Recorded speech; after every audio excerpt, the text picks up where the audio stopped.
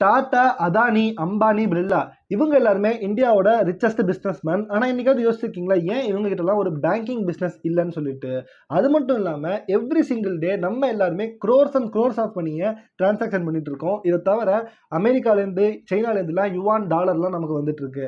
இது எல்லாமே இன்னைக்கு ஒரு வேல்யூவில் இருக்கும், நாளைக்கு வேற வேல்யூ மாறிடும். ஸோ இவ்வளவு க்ரோர்ஸ் ஆஃப் மணி இந்த அளவுக்கு காம்ப்ளிகேட்டடாக வேல்யூ மாறக்கூடிய ஒரு செக்மெண்ட்ல எப்படி இந்த பேங்கால உங்க அக்கௌண்ட்ல இவ்வளோ ரூபாய் பாயிண்ட் இவ்வளோ பைசா தான் இருக்கு அப்படிங்கிறத கம்ப்ளீட்டாக ஒரு காம்ப்ளெக்ஸ் அக்கௌண்டிங் சிஸ்டம் ஃபாலோ பண்ண முடியுது. இதுக்கும் மேலே நீங்கள் உங்களுடைய ஃப்ரெண்ட்ஸ் கிட்டயோ ஒரு க்ளோஸ் ரிலேட்டிவ் கிட்டயோ போயிட்டு ஒரு 20,000 ரூபாயை கொடுத்துட்டு ஒரு 6 மாதம் நீ வச்சிருக்க, அதுக்கப்புறம் எனக்கு கூட அப்படின்னு சொல்லிட்டு சேஃபாக இருக்குன்னு நினைப்பீங்களா? அப்படி நினைக்க மாட்டீங்க. அதனால தான் மோஸ்ட்டாக ரிலேஷன்ஷிப்குள்ளேயும் ஃப்ரெண்ட்ஷிப்குள்ளேயும் மணி எடுத்துட்டு வரக்கூடாதுன்னு நம்ம எல்லாருமே நினைப்போம். பட் யாருமே தெரியாத ஒரு பேங்க்கு அண்ட் அந்த பேங்க்ல வேலை பார்க்குற மேனேஜர் அடுத்த மாதமே இந்த வேலையை விட்டு போகிறதுக்கான சான்சஸ் இருக்குன்னு தெரிஞ்சுமே நீங்கள் எப்படி பேங்க்ல இருக்கிற மணி சேஃபாக இருக்குன்னு நினைக்கிறீங்க? எப்படி நம்புறீங்க? ஆக்சுவலாக நீங்கள் நம்பலை, உங்களை நம்ப வைக்கிறாங்க. ஏன்னா நம்ம சேனலில் South Indian bank, Karnataka bank, IDFC பேங்க்னு ஏகப்பட்ட பேங்க் ஆல்ரெடி அனலைஸ் பண்ணியிருக்கோம். இதுக்கு மேலே அனலைஸ் பண்ண தான் போகிறோம். இந்த எல்லா வீடியோஸ்லையுமே காமனாக இருக்கக்கூடிய ஒரு விஷயம் பேங்கிங் இண்டஸ்ட்ரி. ஸோ இந்த வீடியோ நான் பண்ணுறதுக்கான ஒரு முக்கியமான ரீசனே இதுக்கு மேலே நம்ம அனலைஸ் பண்ணக்கூடிய பேங்கிங் ஸ்டாக்ஸ் எல்லாத்துக்குமே ஒரு கம்ப்ளீட் இண்டஸ்ட்ரி அனலைசஸ் இருக்கணும். இந்த ஒரு வீடியோவை பார்த்துட்டு நீங்கள் எந்த ஒரு பேங்கிங் ஸ்டாக்ஸுமே ஈஸியாக அனலைஸ் பண்ண முடியணும் அப்படிங்கிறதுக்காக தான். அண்ட் இந்த வீடியோக்குள்ளே ஒரு 2 மேஜிக்கல் வேர்ட் சொல்லியிருக்கேன். அந்த 2 மேஜிக்கல் வேர்ட் தெரிஞ்சால் மட்டுமே போகிறோம் ஒரு பேங்கிங் ஸ்டாக் அனலைஸ் பண்ணும்போது எதெல்லாம் நீங்கள் ஞாபகம் வச்சுக்கணும் கம்ப்ளீட் டீடைல்ஸ் தெரியும். ஸோ இந்த வீடியோ உண்மையிலேயே ரொம்ப இன்ஃபர்மேட்டிவாக இருக்க போகுது. இந்த ஒரு வீடியோ பார்த்தா மட்டுமே நீங்கள் பேங்கிங் ஸ்டாக்ஸை ஈஸியாக அனலைஸ் பண்ணலாம். ஸோ நம்ம சேனலை சப்ஸ்கிரைப் பண்ணி இந்த வீடியோ லைக் பண்ணிக்கோங்க. So welcome back to 1 Minute Fundamentals. Not just banking, இப்போ இருக்கக்கூடிய நான் பேங்கிங் ஃபினான்ஷியல் இன்ஸ்டிடியூஷனாக இருக்கட்டும், finance companies, insurance companies, mutual fund companies and even இப்போ இருக்கக்கூடிய டெவலப்மெண்ட் ஃபைனான்ஸ் கம்பெனிஸ் மாதிரி எல்லா ஃபைனான்ஸ் கம்பெனியோட ஒரு பிராட் செக்டாரோட இண்டஸ்ட்ரி அனலைசிஸ் தான் இப்போ பார்க்க போகிறோம். இந்த பேங்கிங் இண்டஸ்ட்ரியில் இருக்கக்கூடிய எல்லா பேங்க்ஸுக்குமான பேசிக் பிஸ்னஸ் மாடலே என்ன அப்படின்னு பார்த்தீங்கன்னா, உங்ககிட்டேருந்து டெபாசிட் கலெக்ட் பண்ணுறது. எல்லா மக்கள்கிட்டேருந்து டெபாசிட் கலெக்ட் பண்ணிட்டு அந்த கலெக்டட் மணியை யாருக்கு தேவையோ அவங்களுக்கு லோனாக ப்ரொவைட் பண்ணுறாங்க. அண்ட் அந்த லோன்லேருந்து ஒரு இன்ட்ரெஸ்ட் ஜென்ரேட் பண்ணி அந்த இன்ட்ரெஸ்ட்டில் ஒரு பர்சன்டேஜ் வச்சு இந்த பேங்க்கை மெயின்டைன் பண்ணுறதுக்கும் 300% டெபாசிட் பண்ணவங்களுக்கு ஒரு இன்ட்ரெஸ்ட்டாகவும் கொடுத்துருக்காங்க. அண்ட் பாக்கி இருக்கிறது தான் இந்த பேங்கிங் பிஸ்னஸோட ப்ராஃபிட்டாகவே இருக்குது. பட் ஒரு என்பிஎஃப்சிக்குள்ளே எழுதிங்க அப்படின்னா அவங்களால டெபாசிட் கலெக்ட் பண்ண முடியாது, ஜஸ்ட் லோன் மட்டும் தான் தர முடியும். அப்போ இந்த என்பிஎஃப்சிக்கு தான் எதுதான் இன்கம் சோர்ஸ் அப்படின்னு பார்த்தீங்கன்னா, நான் சொன்ன மாதிரி மோஸ்ட் ரிச்சஸ்ட் பீப்புள் கிட்டலாம் என்பிஎஃப்சி தான் இருக்கும், பேங்க் இருக்காது. ஏன்னு பார்த்தீங்கன்னா மிடில் கிளாஸ் பீப்புள் வேணா ஃபோனு பைக்குன்னு சொல்லிட்டு இந்த லோன்ஸ்லாம் வாங்கலாம். பட் பிஸ்னஸ் பண்ணுற ஆளுங்க இந்த லோனில் வரக்கூடிய மணியை வச்சு தான் அவங்க பிஸ்னஸே நடத்துவாங்க. அவங்க கிட்ட காசு இருந்தாலுமே ஃபார் எக்ஸாம்பிள் ஒரு 10,000 rupees கடன் வாங்குறாங்க அப்படின்னா அவங்க கிட்ட ஆல்ரெடி 1 lakh rupeesக்கு மேலே அவங்களுடைய பிஸ்னஸ்ல இருக்குன்னு வச்சுக்கலாம். பட் இந்த 10,000 rupees வச்சு அவங்க ஒரு பிஸ்னஸ் ஸ்டார்ட் பண்ணுறாங்க. அண்ட் அதில் 1 இயரோட எண்டில் அவங்க ஒரு 1,000 rupees இன்கம் ஜென்ரேட் பண்ணியிருக்காங்க அப்படின்னா அதில் 800 rupees இந்த பேங்க்குக்கு அவங்க லோனாக அடைச்சிருப்பாங்க. பட் பாக்கி இருக்கிற அந்த 200 rupees கம்ப்ளீட்டாக ஒரு ஃப்ரீயாக 0 rupees மணி மாதிரி தான் அந்த பிஸ்னஸ் பீப்புளுக்கு. அண்ட் அவங்களால இதை செய்ய முடியும், நம்மளால செய்ய முடியாதது காரணம் என்னன்னா அவங்க கிட்ட எனார்மஸ் கேஷ் ஆல்ரெடி இருக்கும். அண்ட் இந்த புது பிஸ்னஸை 0 இன்கம்லேருந்து பேங்க்லேருந்து கம்ப்ளீட்டாக கடன் வாங்கி ஆரம்பிச்சிருப்பாங்க. ஒருவேளை அந்த புது பிஸ்னஸ் ஃபெயிலியர் ஆனாலுமே அதை பேக்கப் பண்ணுறதுக்கு தேவையான மணி அவங்க கிட்ட இருக்கும். பட் அந்த மணியை அவங்க யூஸ் பண்ணாமல் புதுசாக 0 rupeesலேருந்து இந்த மணியை ஸ்டார்ட் பண்ணியிருப்பாங்க.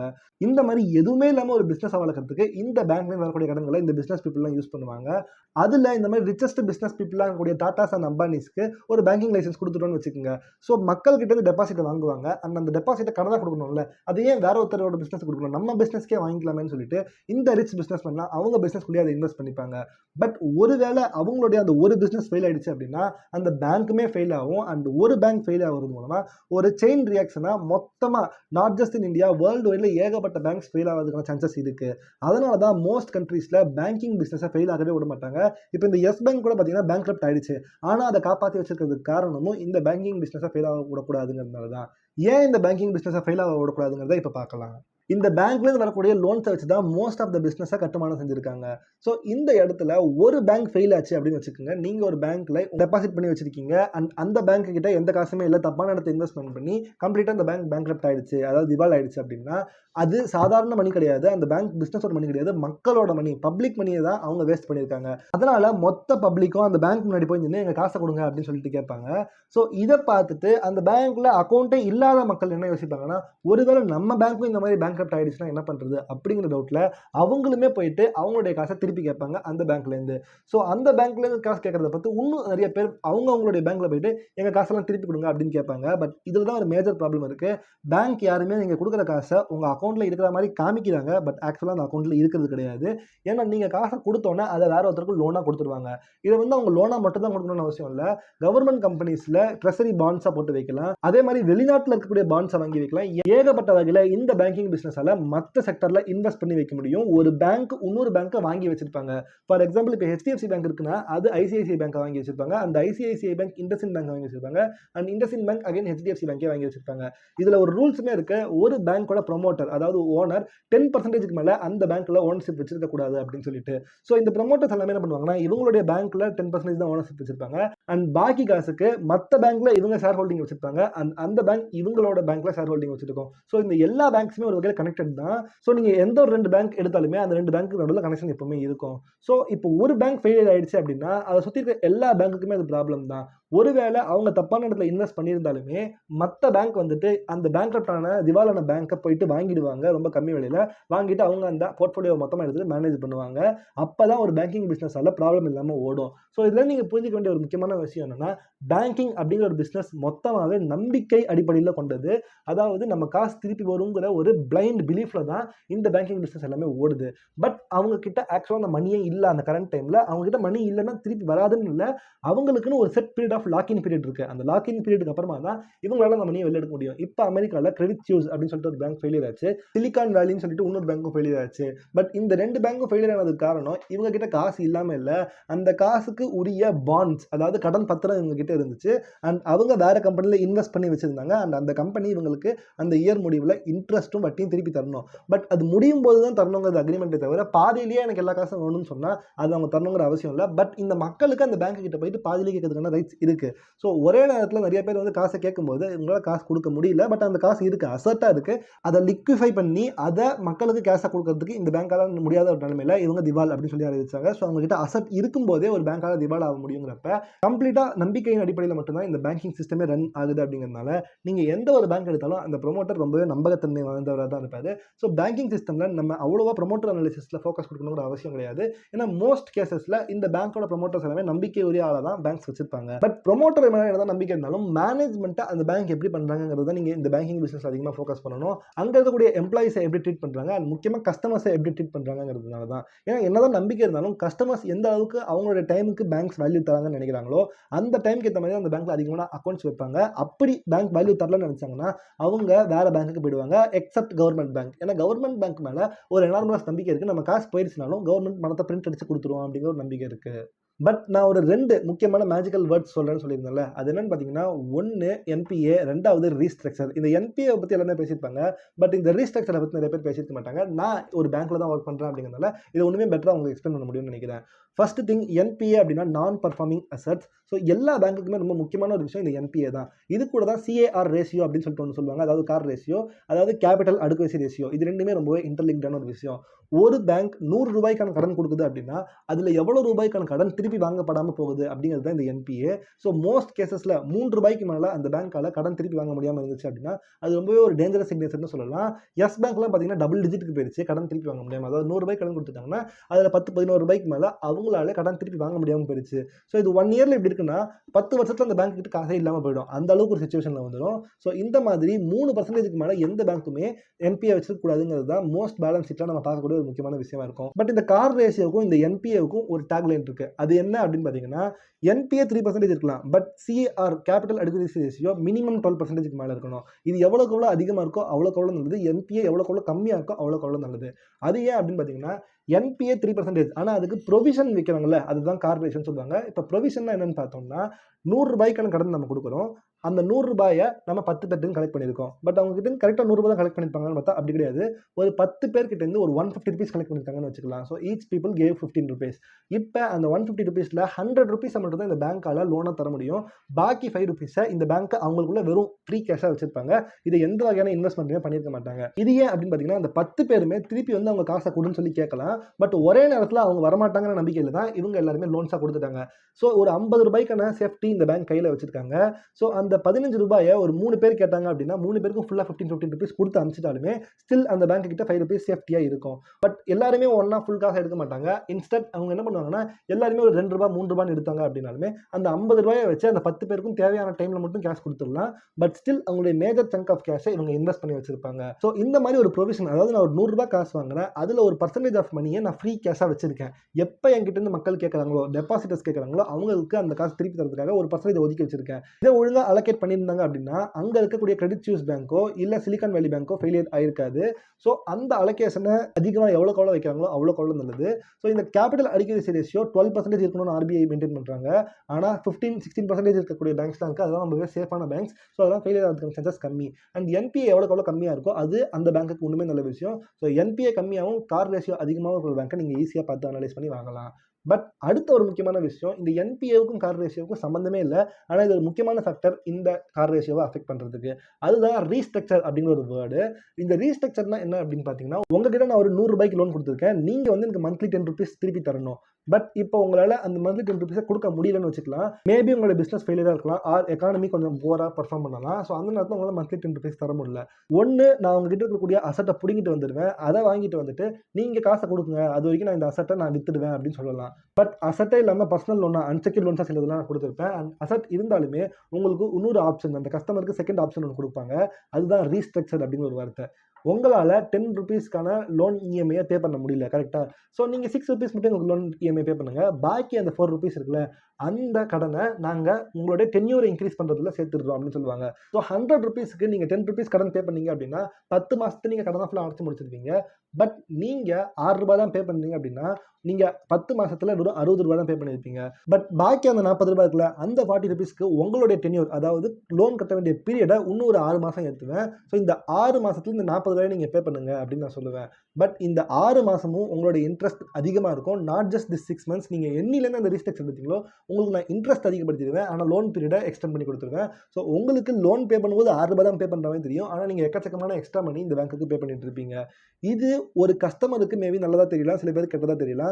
பட் ஒரு பேங்கிங் பாயிண்ட் ஆஃப் வியூலேருந்து பார்த்தீங்கன்னா இது ஒரு கிமிக் மாதிரி. ஏன் அப்படின்னு பார்த்தீங்கன்னா, உங்களால் அந்த 10 ரூபாயை பே பண்ண முடியல. ஸோ ஆக்சுவலாக உங்ககிட்ட அந்த பொருள் நான் ரெப்போ பண்ணிட்டு வந்திருக்கணும், அண்ட் இது என்பிஏல போயிருக்க வேண்டிய பொருள். பட் நான் உங்களுக்கு டைம் எக்ஸ்டெண்ட் பண்ணி கொடுத்து, லோனையும் எக்ஸ்டெண்ட் பண்ணி கொடுத்துட்டு, எனக்கு அதிகமான பணம் வர வேண்டியது இருக்குது, அக்கௌண்ட்ஸ் ரிசீவபிள் அதிகமாக இருக்குன்னு சொல்லிட்டு நான் என் பேலன்ஸ் ஷீட்டில் காமிச்சிருவேன். அண்ட் என்பிஏல இந்த அக்கௌண்ட்டை நான் எடுத்துகிட்டே போக மாட்டேன். ஸோ எனக்கு என்பிஏவை கம்மியாக காமிப்பேன், அண்ட் அதிகமான அக்கௌண்ட்ஸ் ரிசீவபிள் வர வேண்டியது இருக்குது அப்படிங்கிறப்ப பேலன்ஸ் ஷீட் வைஸ் பார்க்கும்போது அது மேலே போகிற மாதிரி தெரியும். பட் ஆக்சுவலாக அந்த 6 ரூபாயுமே பே பண்ண முடியாமல் இருக்கிற மக்கள் தான் அதிகமாக இருப்பாங்க. ஏன்னா 10 ரூபாய் பே பண்ண முடியல, பிஸ்னஸே போயிடுச்சு அப்படின்னா 6 ரூபாய் அவங்களால பே பண்ண முடியாது. பட் ஒரு 6 மாதத்துக்கு இந்த மாதிரி நாங்கள் எக்ஸ்ட்ரா டைம் தருவேன்.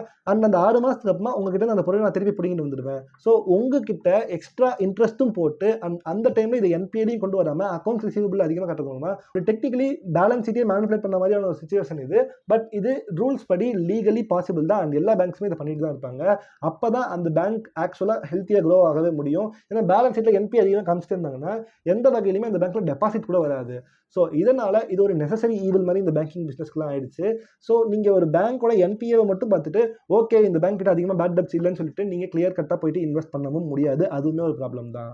ஸோ இப்போ நான் சொன்னது நாட் ஜஸ்ட் ஃபார் பேங்க், என்பிஎஃப்சியுமே இதே மாதிரி தான் ஆப்ரேட் பண்ணுது. பட் எப்படி பேங்க் டெபாசிட் வாங்குறாங்களோ அந்த மாதிரி என்பிஎஃப்சிக்கு அது வாங்க முடியாது. அப்படிங்கிறப்ப அந்த என்பிஎஃப்சியில் மோஸ்ட்டாக ஒரு பெரிய பிஸ்னஸ் வச்சிருப்பாங்க. இப்போ டாடா கிட்ட ஏகப்பட்ட பிஸ்னஸ் இருக்குது, அண்ட் டாடா கேபிட்டல் இருக்குது. ஸோ இந்த ஏகப்பட்ட பிஸ்னஸ்லேருந்து வரக்கூடிய இன்கம்மை இந்த டாடா கேபிட்டலில் லோனாக கொடுப்பாங்க.